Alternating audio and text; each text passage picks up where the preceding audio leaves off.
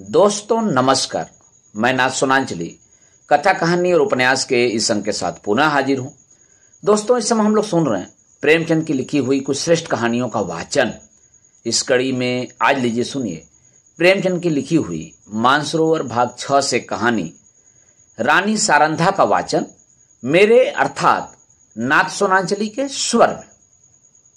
अंधेरी रात के सन्नाटे में धसान नदी चट्टानों से टकराती हुई ऐसी सुहावनी मालूम होती थी जैसे घूमर घूमर करती हुई चक्कियां।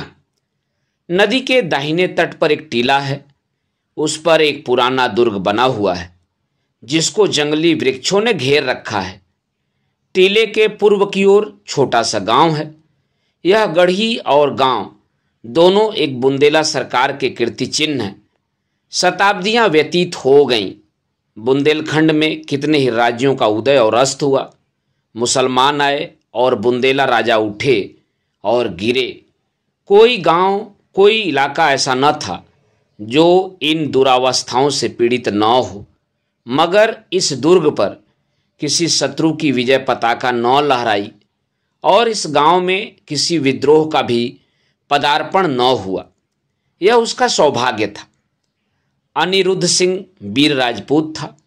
वह जमाना ही ऐसा था जब मनुष्य मात्र को अपने बाहुबल और पराक्रम का ही भरोसा था। एक ओर मुसलमान सेनाएं पैर जमाए खड़ी रहती थीं, दूसरी ओर बलवान राजा अपने निर्बल भाइयों का गला घोटने पर तत्पर रहते थे। अनिरुद्ध सिंह के पास सवारों और पियादों का एक छोटा सा मगर सजीव दल था। इससे वह अपने कुल की मर्यादा की रक्षा किया करता था। उसे कभी चैन से बैठना नसीब न होता था। 3 वर्ष पहले उसका विवाह शीतला देवी से हुआ था, मगर अनिरुद्ध विहार के दिन और विलास की रातें पहाड़ों में काटता था और शीतला उसकी जान की खैर मनाने में वह कितनी बार पति से अनुरोध कर चुकी थी, कितनी बार उसके पैरों पर गिरकर रोई थी कि तुम मेरी आंखों से दूर न हो, मुझे हरिद्वार ले चलो, मुझे तुम्हारे साथ वनवास अच्छा है, यह वियोग अब नहीं सहा जाता। उसने प्यार से कहा, जिद से कहा, विनय की, मगर अनिरुद्ध बुंदेला था। शीतला अपने किसी हथियार से उसे परास्त न कर सकी। अंधेरी रात थी। सारी दुनिया सोती थी। तारे आकाश में जागते थे। शीतला देवी पलंग पर पड़ी करवटें बदल रही थीं और उसकी ननद सारंधा फर्श पर बैठी मधुर स्वर से गाती थी, बिनु रघुवीर कटत नहीं रैन। शीतला ने कहा, जी ना जलाओ, क्या तुम्हें भी नींद नहीं आती? सारंधा, तुम्हें लोरी सुना रही हूं। शीतला, मेरी आंखों से तो नींद लोप हो गई। सारंधा, किसी को ढूंढने गई होगी। इतने में द्वार खुला और एक गठे हुए बदन का रूपवान पुरुष ने भीतर प्रवेश किया। वह अनिरुद्ध था। उसके कपड़े भीगे हुए थे और बदन पर कोई हथियार न था। शीतला चारपाई से उतरकर जमीन पर बैठ गई। सारंधा ने पूछा, भैया यह कपड़े भीगे क्यों हैं? अनिरुद्ध, नदी तैर कर आया हूं। सारंधा, हथियार क्या हुए? अनिरुद्ध, छीन गए। सारंधा, और साथ के आदमी? अनिरुद्ध, सबने वीर गति पाई। शीतला ने दबी जबान से कहा, ईश्वर ने ही कुशल किया। मगर सारंधा के तेवरों पर बल पड़ गए और मुखमंडल गर्व से सतेज हो गया। बोली, भैया तुमने कुल की मर्यादा खो दी, ऐसा कभी न हुआ था। सारंधा भाई पर जान देती थी। उसके मुंह से यह धिक्कार सुनकर अनिरुद्ध लज्जा और खेद से विकल हो गया। यह विरागनी जिसे क्षण भर के लिए अनुराग ने दबा लिया था, फिर ज्वलंत हो गई। वह उल्टे पांव लौटा और यह कहकर बाहर चला गया कि सारंधा, तुमने मुझे सदैव के लिए सचेत कर दिया। यह बात मुझे कभी न भूलेगी। अंधेरी रात थी। आकाश मंडल में तारों का प्रकाश बहुत धुंधला था। अनिरुद्ध किले से बाहर निकला। पल भर में नदी के उस पार जा पहुंचा और फिर अंधकार में लुप्त हो गया। शीतला उसके पीछे पीछे किले की दीवारों तक आई, मगर जब अनिरुद्ध छलांग मारकर बाहर कूद पड़ा तो वह बिरहणी चट्टान पर बैठकर रोने लगी। इतने में सारंधा भी वहां आ पहुंची। शीतला ने नागिन की तरह बल खाकर कहा, मर्यादा इतनी प्यारी है? सारंधा, हाँ। शीतला, अपना पति होता तो हृदय में छुपा लेती। सारंधा, नहीं, छाती में छुरा चुभा देती। शीतला ने ऐठ कर कहा, चोली में छिपाती फिरोगी? मेरी बात गिरह में बांध लो।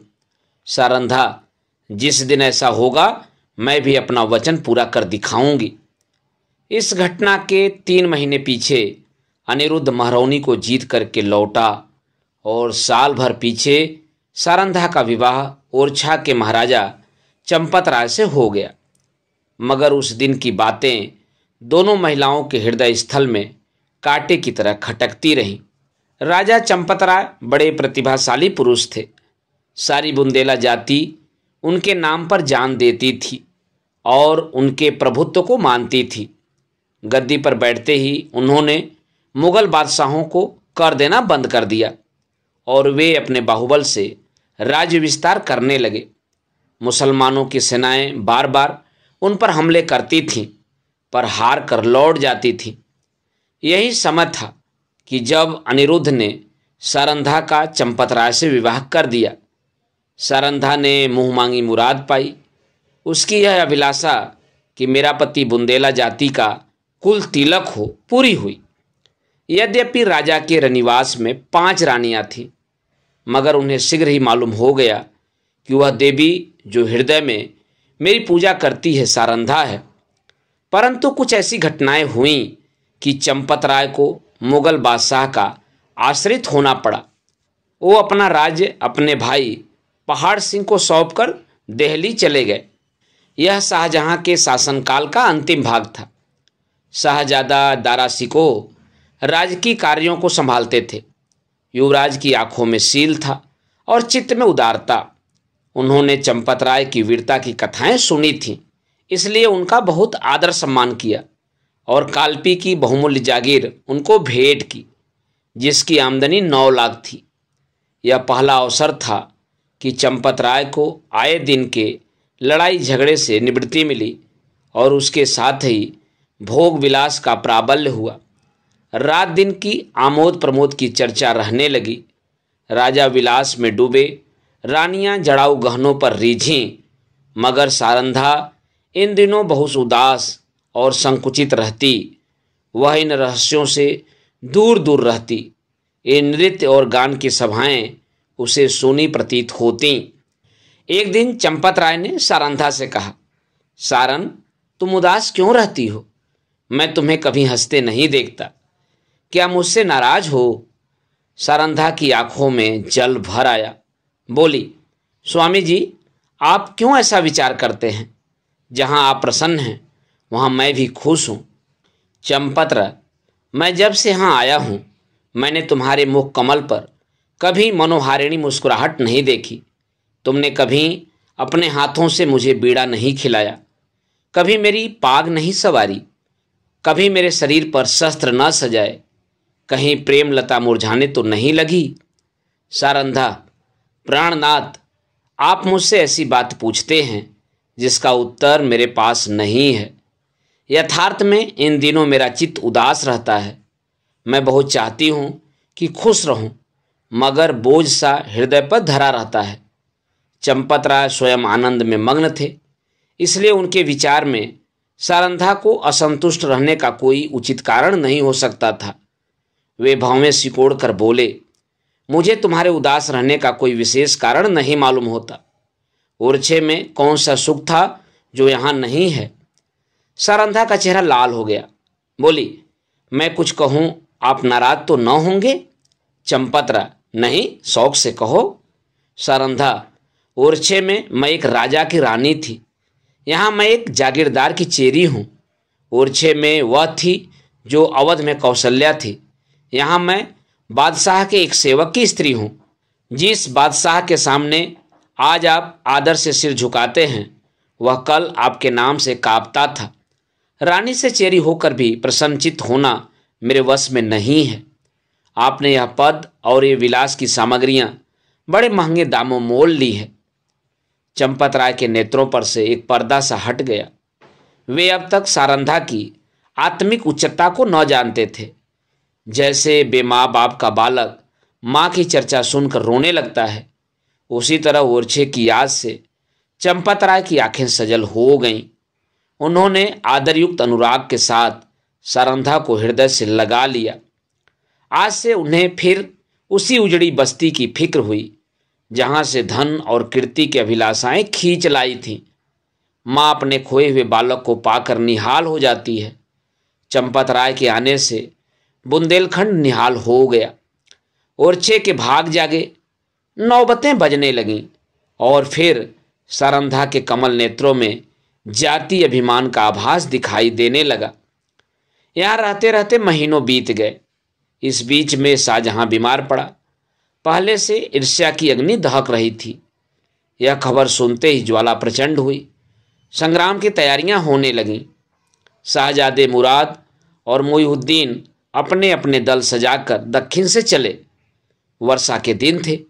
उर्वरा भूमि रंग बिरंग के रूप भरकर अपने सौंदर्य को दिखाती थी।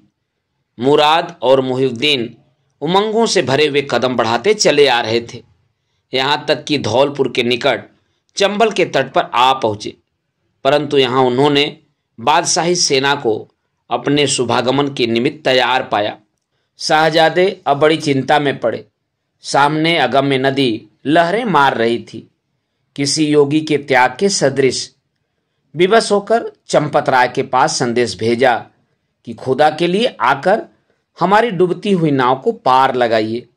राजा ने भवन में जाकर सारंधा से पूछा, इसका क्या उत्तर दूं? सारंधा, आपको मदद करनी होगी। चंपत राय, उनकी मदद करना दारा सिकोह से वैर लेना है। सारंधा, यह सत्य है, परंतु हाथ फैलाने की मर्यादा भी तो निभानी चाहिए। चंपत राय, प्रिय, तुमने सोचकर जवाब नहीं दिया। सारंधा, प्राणनाथ, मैं अच्छी तरह जानती हूं कि यह मार्ग कठिन है और अब हमें अपने योद्धाओं का रक्त पानी के समान बहाना पड़ेगा, परंतु हम अपना रक्त बहाएंगे और चंबल की लहरों को लाल कर देंगे। विश्वास रखिए कि जब तक नदी की धारा बहती रहेगी वह हमारे वीरों की कीर्तिगान करती रहेगी। जब तक बुंदेलों का एक भी नामलेवा रहेगा, ये रक्त बिंदु उसके माथे पर केसर का तिलक बनकर चमकेंगे। वायुमंडल में मेघराज की सेनाएं उमड़ रही थीं। ओरछे के किले से बुंदेलों की एक काली घटा उठी और वेग के साथ चंबल की तरफ चली।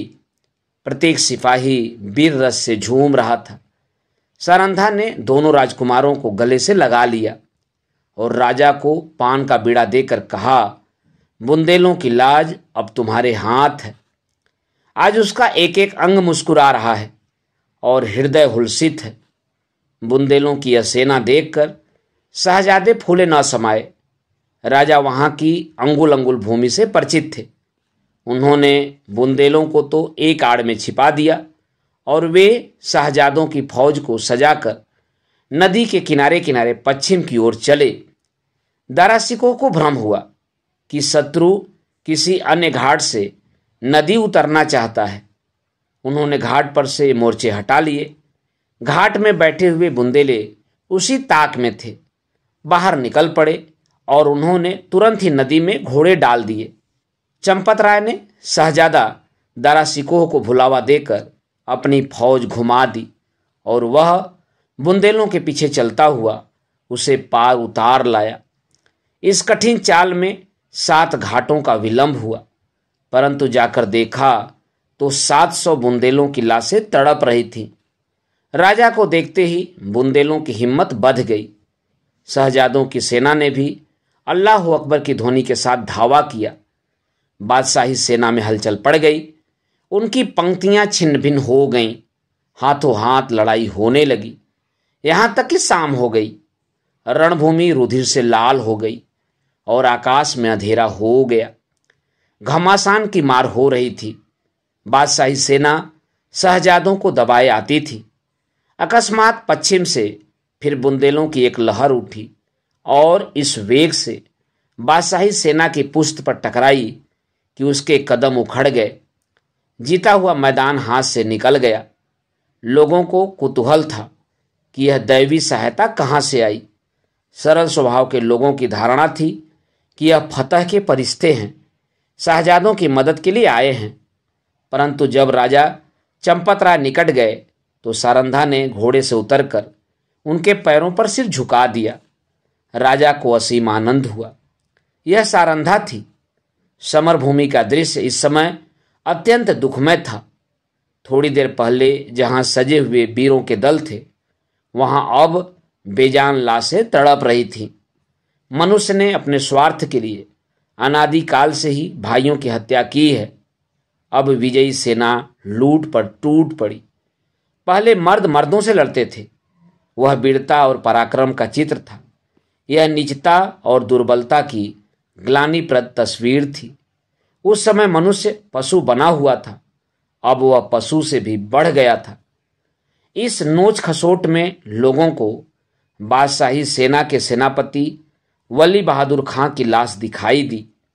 उसके निकट उसका घोड़ा खड़ा हुआ अपनी दुम से मक्खियां उड़ा रहा था। राजा को घोड़ों का शौक था। देखते ही वह उस पर मोहित हो गया। यह इराकी जाति का अति सुंदर घोड़ा था। एक एक अंग साँचे में ढला हुआ, सिंह की सी छाती, चीते की सी कमर। उसका यह प्रेम और स्वामी भक्ति देखकर लोगों को बड़ा कुतूहल हुआ। राजा ने हुक्म दिया, खबरदार, इस प्रेमी पर कोई हथियार न चलाए। इसे जीता पकड़ लो। यह मेरे अस्तबल की शोभा बढ़ाएगा। जो इसे मेरे पास ले आएगा उसे धन से निहाल कर दूंगा। योद्धागण चारों ओर से लपके, परंतु किसी को साहस न होता था कि उसके निकट जा सके। कोई चुमकार रहा था, कोई फंदे में फंसाने की फिक्र में था, पर कोई उपाय सफल न होता था। वहां सिपाहियों का मेला सा लगा हुआ था। तब सारंधा अपने खेमे से निकली और निर्भय होकर घोड़े के पास चली गई। उसकी आंखों में प्रेम का प्रकाश था, छल का नहीं। घोड़े ने सिर झुका दिया। रानी ने उसकी गर्दन पर हाथ रखा और वह उसकी पीठ सहलाने लगी। घोड़े ने उसके आंचल में मुंह छिपा लिया। रानी उसकी रास पकड़कर खेमे की ओर चली। घोड़ा इस तरह चुपचाप उसके पीछे चला मानो सदैव से उसका सेवक है। पर बहुत अच्छा होता कि घोड़े ने सारंधा से भी निष्ठुरता की होती। यह सुंदर घोड़ा आगे चलकर इस राज परिवार के निमित्त स्वर्ण जटित मृग साबित हुआ। संसार एक रण क्षेत्र है। इस मैदान में उसी सेनापति को विजय लाभ होता है जो अवसर को पहचानता है। वह अवसर पर जितने उत्साह से आगे बढ़ता है, उतने ही उत्साह से आपत्ति के समय पीछे हट जाता है। वह वीर पुरुष राष्ट्र का निर्माता होता है और इतिहास उसके नाम पर यश के फूलों की वर्षा करता है। पर इस मैदान में कभी कभी ऐसे सिपाही भी जाते हैं जो अवसर पर कदम बढ़ाना जानते हैं, लेकिन संकट में पीछे हटना नहीं जानते। ये रणवीर पुरुष विजय को नीति की भेंट कर देते हैं। वे अपनी सेना का नाम मिटा देंगे, किंतु जहां एक बार पहुंच गए हैं वहां से कदम पीछे न हटाएंगे। उनमें कोई बिरला ही संसार क्षेत्र में विजय प्राप्त करता है, किंतु प्रायः उसकी हार विजय से भी अधिक गौरवात्मक होती है। अगर अनुभवहीन सेनापति राष्ट्रों की नींव डालता है तो आन पर जान देने वाला, मुंह न मोड़ने वाला सिपाही राष्ट्र के भावों को उच्च करता है और उसके हृदय पर नैतिक गौरव को अंकित कर देता है। उसे इस कार्यक्षेत्र में चाहे सफलता न हो, किंतु जब किसी वाक्य या सभा में उसका नाम जबान पर आ जाता है, श्रोतागण एक स्वर से उसके कीर्ति गौरव को प्रतिध्वनित कर देते हैं। सारंधा आन पर जान देने वालों में थी। शहजादा मोहिउद्दीन चंबल के किनारे से आगरे की ओर चला तो सौभाग्य उसके सिर पर मोरछल हिलाता था। जब वह आगरे पहुंचा तो विजय देवी ने उसके लिए सिंहासन सजा दिया। औरंगजेब गुणज्ञ था। उसने बादशाही अफसरों के अपराध क्षमा कर दिए, उनके राजपद लौटा दिए और राजा चंपतराय को उसके बहुमूल्य कृत्यों के उपलक्ष्य में 12,000 मनसब प्रदान किया। ओरछा से बनारस और बनारस से जमुना तक उसकी जागीर नियत की। बुंदेला राजा फिर राज सेवक बना। वह फिर सुख विलास में डूबा और रानी सारंधा फिर पराधीनता के शोक से घुलने लगी। वली बहादुर खां बड़ा वाक्य चतुर मनुष्य था। उसकी मृदुता ने शीघ्र ही उसे बादशाह आलमगीर का विश्वास पात्र बना दिया। उस पर राजसभा में सम्मान की दृष्टि पड़ने लगी। खां साहब के मन में अपने घोड़े के हाथ से निकल जाने का बड़ा दुख था। एक दिन कुंवर छत्रसाल उसी घोड़े पर सवार होकर सैर को गया था। वह खां साहब के महल की तरफ जा निकला। वली बहादुर ऐसे ही अवसर की ताक में था। उसने तुरंत अपने सेवकों को इशारा किया। राजकुमार अकेला क्या करता। पांव पांव घर आया और उसने सारंधा से सब समाचार बयान किया। रानी का चेहरा तमतमा गया। बोली, मुझे इसका शोक नहीं कि घोड़ा हाथ से गया, शोक इसका है कि तू उसे खोकर जीता क्यों लौटा। क्या तेरे शरीर में बुंदेलों का रक्त नहीं है। घोड़ा न मिलता न सही, किंतु तुझे दिखा देना चाहिए था कि एक बुंदेला बालक से उसका घोड़ा छीन लेना हंसी नहीं है। यह कहकर उसने अपने 25 योद्धाओं को तैयार होने की आज्ञा दी। स्वयं अस्त्र शस्त्र धारण किए और योद्धाओं के साथ वली बहादुर खां के निवास स्थान जा पहुंची। खां साहब उसी घोड़े पर सवार होकर दरबार चले गए थे। सारंधा दरबार की तरफ चली और एक क्षण में किसी वेगवती नदी के सदृश बादशाही दरबार के सामने जा पहुंची। यह कैफियत देखते ही दरबार में हलचल मच गई। अधिकारी वर्ग इधर उधर से आकर जमा हो गए। आलमगीर भी सहन में निकल आए। लोग अपनी अपनी तलवारें संभालने लगे और चारों तरफ शोर मच गया। कितने ही नेत्रों ने इसी दरबार में अमर सिंह की तलवार की चमक देखी थी। उन्हें वही घटना फिर याद आ गई। सारंधा ने उच्च स्वर से कहा, खां साहब, बड़ी लज्जा की बात है। आपने वही वीरता जो चंबल के तट पर दिखानी चाहिए थी, आज एक अबोध बालक के सम्मुख दिखाई है। क्या यह उचित था कि आप उससे घोड़ा छीन लेते। वली बहादुर खां की आंखों से अग्नि ज्वाला निकल रही थी। वे कड़ी आवाज से बोले, किसी गैर को क्या मजाल है कि मेरी चीज अपने काम में लाए। रानी, वह आपकी चीज नहीं, मेरी है। मैंने उसे रणभूमि में पाया है और उस पर मेरा अधिकार है। क्या रणनीति की इतनी मोटी बात भी आप नहीं जानते। खां साहब, वह घोड़ा मैं नहीं दे सकता। उसके बदले मैं सारा अस्तबल आपकी नज़र है। रानी, मैं अपना घोड़ा लूंगी। खां साहब, मैं उसके बराबर जवाहरात दे सकता हूं, परंतु घोड़ा नहीं दे सकता। रानी, तो फिर इसका निश्चय तलवार से होगा। बुंदेला योद्धाओं ने तलवारें सौत ली और निकट था कि दरबार की भूमि रक्त से प्लावित हो जाए। बादशाह आलमगीर ने बीच में आकर कहा, रानी साहिबा, आप सिपाहियों को रोकें। घोड़ा आपको मिल जाएगा, परंतु इसका मूल्य बहुत देना पड़ेगा। रानी, मैं उसके लिए अपना सर्वस्व खोने को तैयार हूं। बादशाह, जागीर और मनसब भी। रानी, जागीर और मनसब कोई चीज नहीं। बादशाह, अपना राज्य भी। रानी, हाँ, राज्य भी। बादशाह, एक घोड़े के लिए। रानी, नहीं, उस पदार्थ के लिए जो संसार में सबसे अधिक मूल्यवान है। बादशाह, वह क्या है। रानी, अपनी आन। इस भांति रानी ने अपने घोड़े के लिए अपनी विस्तृत जागीर, उच्च राज्य और राज सम्मान सब हाथ से खोया और केवल इतना ही नहीं, भविष्य के लिए कांटे बोए। इस घड़ी से अंत दशा तक चंपत राय को शांति न मिली। राजा चंपत राय ने फिर ओरछे के किले में पदार्पण किया। उन्हें मनसब और जागीर के हाथ से निकल जाने का अत्यंत शोक हुआ, किंतु उन्होंने अपने मुंह से शिकायत का एक शब्द भी नहीं निकाला। वे सारंधा के स्वभाव को भली भांति जानते थे। शिकायत इस समय उसके आत्मगौरव पर कुठार का काम करती। कुछ दिन यहाँ शांतिपूर्वक व्यतीत हुए, लेकिन बादशाह सारंधा की कठोर बात न भूला था। वह क्षमा करना जानता ही न था। ज्यों ही भाइयों की ओर से निश्चिंत हुआ, उसने एक बड़ी सेना चंपत राय का गर्व चूर्ण करने के लिए भेजी। और 22 अनुभवशील सरदार इस मुहिम पर नियुक्त किए। शुभकरण बुंदेला बादशाह का सूबेदार था। वह चंपत राय का बचपन का मित्र और सहपाठी था। उसने चंपत राय को परास्त करने का बीड़ा उठाया। और भी कितने ही बुंदेला सरदार राजा से विमुख होकर बादशाही सूबेदार से आ मिले। एक घोर संग्राम हुआ। भाइयों की तलवारें रक्त से लाल हुई। यद्यपि इस समर में राजा को विजय प्राप्त हुई, लेकिन उसकी शक्ति सदा के लिए क्षीण हो गई। निकटवर्ती बुंदेला राजा, जो चंपत राय के बाहुबल थे, बादशाह के कृपाकांक्षी बन बैठे। साथियों में कुछ तो काम आए, कुछ दगा कर गए। यहाँ तक कि निज संबंधियों ने भी आंखें चुरा ली। परंतु इन कठिनाइयों में भी चंपत राय ने हिम्मत नहीं हारी, धीरज को नहीं छोड़ा।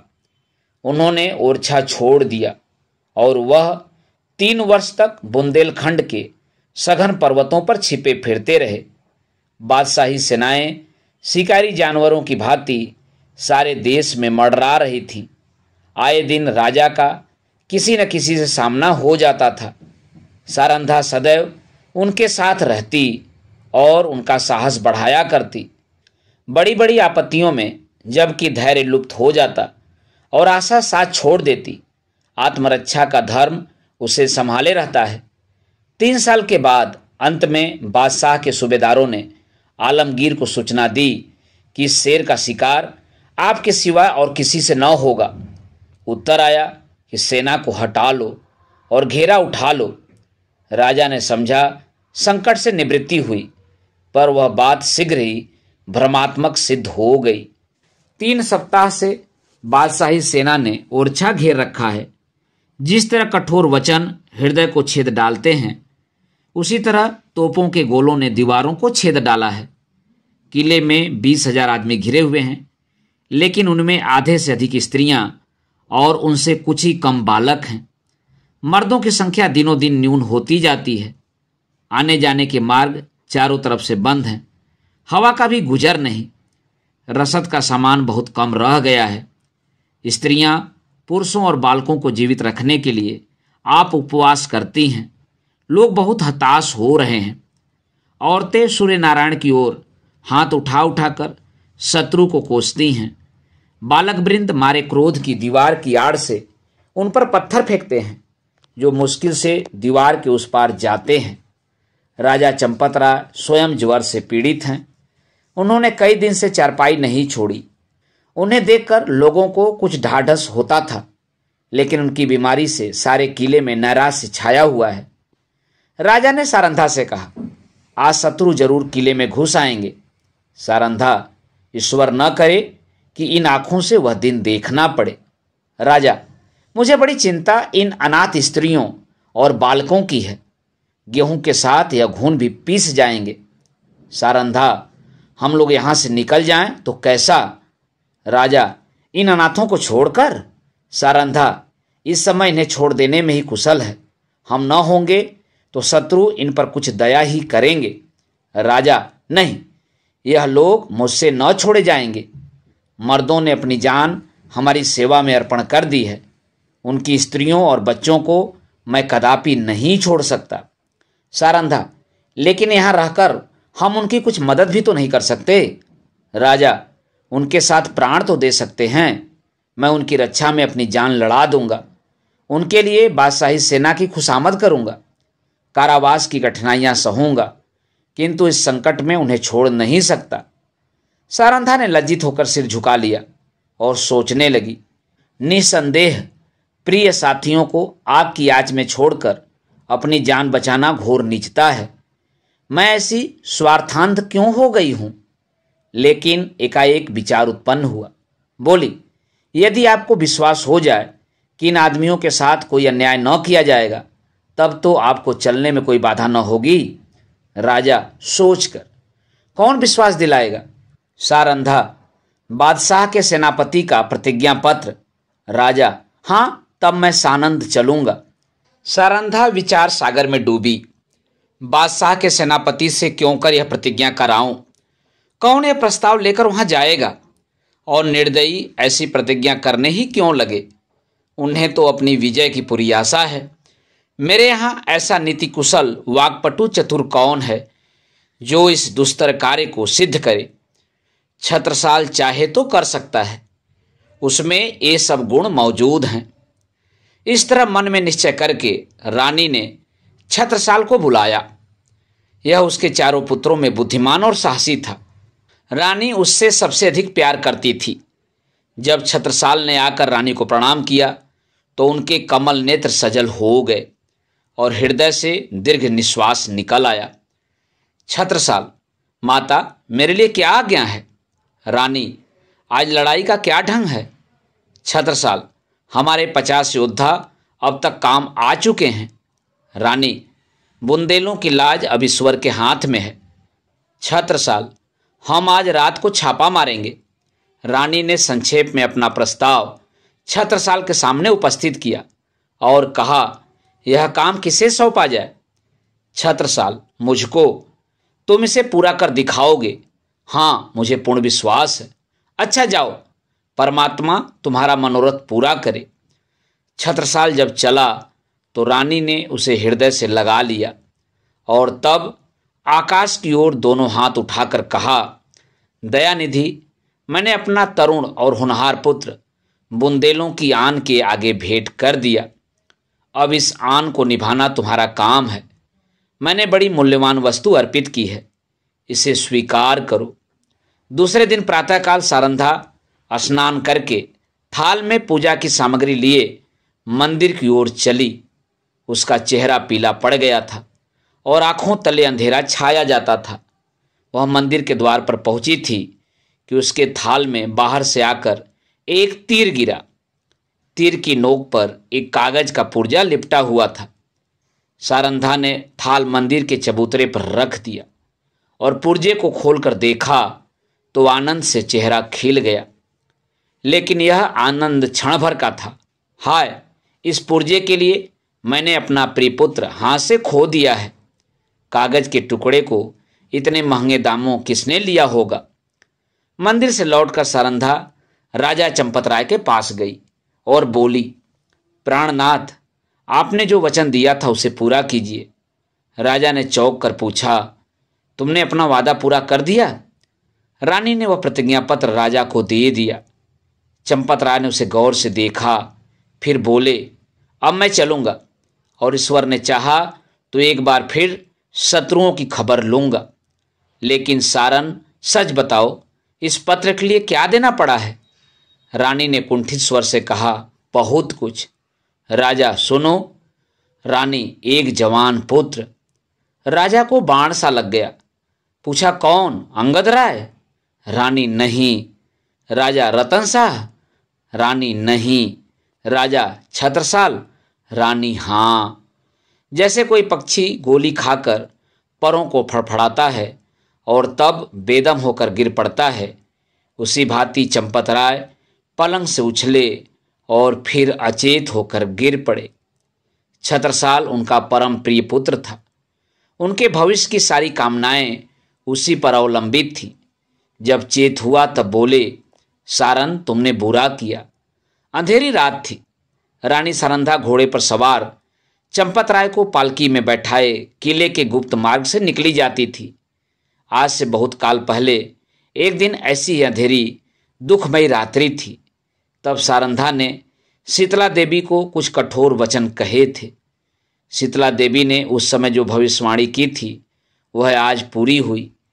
क्या सारंधा ने उसका जो उत्तर दिया था वह भी पूरा होकर रहेगा? मध्याह्न था। सूर्य नारायण सिर पर आकर अग्नि की वर्षा कर रहे थे।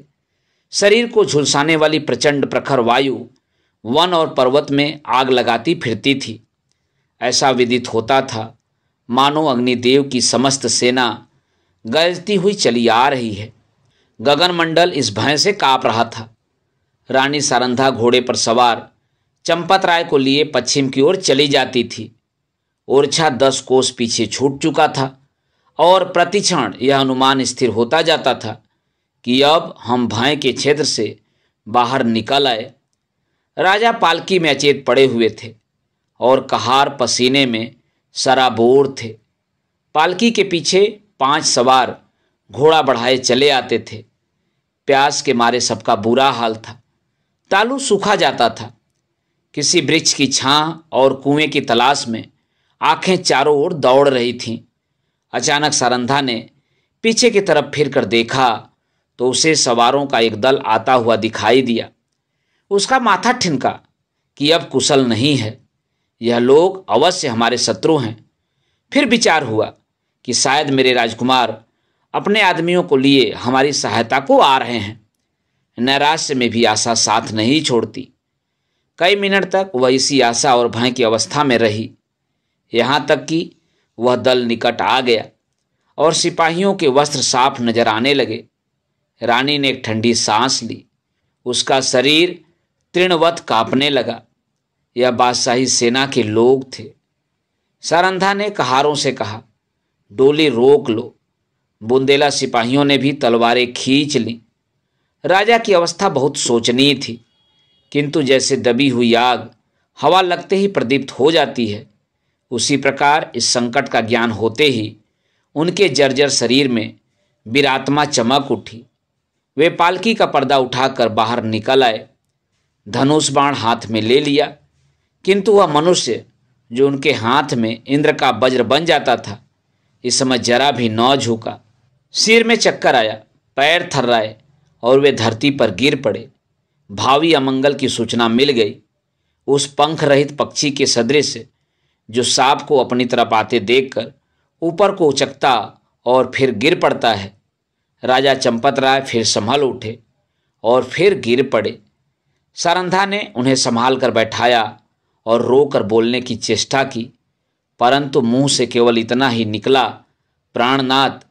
इसके आगे मुंह से एक शब्द भी न निकल सका। आन पर मरने वाली सारंधा इस समय साधारण स्त्रियों की भांति शक्तिहीन हो गई, लेकिन एक अंश तक यह निर्बलता स्त्री जाति की शोभा है। चंपत राय बोले, सारन देखो, हमारा एक वीर जमीन पर गिरा। शोक जिस आपत्ति से याजीवन डरता रहा, उसने इस अंतिम समय में आ घेरा। मेरी आंखों के सामने शत्रु तुम्हारे कोमल शरीर में हाथ लगाएंगे और मैं जगह से हिल भी न सकूंगा। हाय मृत्यु तू कब आएगी? यह कहते कहते उन्हें एक विचार आया। तलवार की तरफ हाथ बढ़ाया, मगर हाथों में दम न था। तब सारंधा से बोले, प्रिय, तुमने कितने ही अवसरों पर मेरी आन निभाई है। इतना सुनते ही सारंधा के मुरझाए हुए मुख पर लाली दौड़ गई। आंसू सूख गए।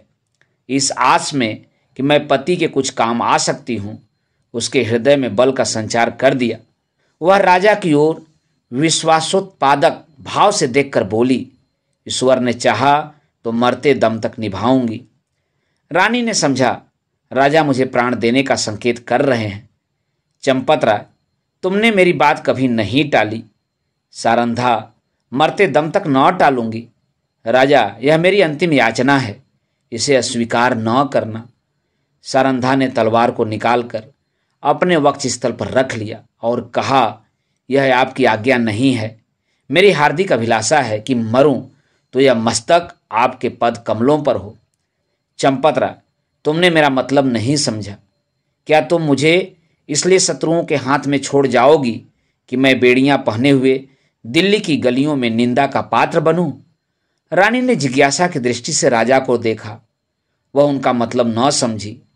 राजा, मैं तुमसे एक वरदान मांगता हूं। रानी, सहर्ष मांगिए। राजा, यह मेरी अंतिम प्रार्थना है। जो कुछ कहूंगा करोगी? रानी, सिर के बल करूंगी। राजा, देखो, तुमने वचन दिया है, इनकार न करना। रानी कांप कर, आपके कहने की देर है। राजा, अपनी तलवार मेरी छाती में चुभा दो। रानी के हृदय पर वज्रपात सा हो गया। बोली, जीवननाथ। इसके आगे वह और कुछ न बोल सकी। आंखों में नैराश्य छा गया। राजा, मैं बेड़ियां पहनने के लिए जीवित रहना नहीं चाहता। रानी, मुझसे यह कैसे होगा? पांचवा और अंतिम सिपाही धरती पर गिरा। राजा ने झुंझलाकर कहा, इसी जीवन पर आन निभाने का गर्व था। बादशाह के सिपाही राजा की तरफ लपके। राजा ने नैराश्यपूर्ण भाव से रानी की ओर देखा। रानी क्षण भर अनिश्चित रूप से खड़ी रही, लेकिन संकट में हमारी निश्चयात्मक शक्ति बलवान हो जाती है। निकट था कि सिपाही लोग राजा को पकड़ लें कि सारंधा ने दामिनी की भांति लपक कर तलवार राजा के हृदय में चुभा दी। प्रेम की नाव प्रेम के सागर में डूब गई। राजा के हृदय से रुधिर की धारा निकल रही थी, पर चेहरे पर शांति छाई हुई थी। कैसा हृदय है! वह स्त्री जो अपने पति पर प्राण देती थी, आज उसकी प्राण घातिका है। जिस हृदय से आलंगित होकर उसने यौवन सुख लूटा, जो हृदय उसकी अभिलाषाओं का केंद्र था, जो हृदय उसके अभिमान का पोषक था, उसी हृदय को सारंधा की तलवार छेद रही है। किसी स्त्री की तलवार से ऐसा काम हुआ है? आह, आत्माभिमान का कैसा विषादमय अंत है। उदयपुर और मारवाड़ के इतिहास में भी आत्मगौरव की ऐसी घटनाएं नहीं मिलती। बादशाही सिपाही सारंधा का यह साहस और धैर्य देखकर दंग रह गए। सरदार ने आगे बढ़कर कहा, रानी साहिबा, खुदा गवाह है, हम सब आपके गुलाम हैं। आपका जो हुक्म हो उसे बसरो चश्म बजा लाएंगे। सारंधा ने कहा, अगर हमारे पुत्रों में से कोई जीवित हो तो ये दोनों लाशें उसे सौंप देना। यह कहकर उसने वही तलवार अपने हृदय में चुभा ली। जब वह अचेत होकर धरती पर गिरी तो उसका सिर राजा चंपत राय की छाती पर था। दोस्तों, अभी आप सुन रहे थे प्रेमचंद की लिखी हुई कहानी रानी सारंधा का वाचन मेरे अर्थात नाथ सोनांचली के स्वर में। दोस्तों, और भी किस्से, कहानी और उपन्यास सुनने के लिए आप मेरे साथ कथा, कहानी और उपन्यास के साथ जुड़े रहें। धन्यवाद।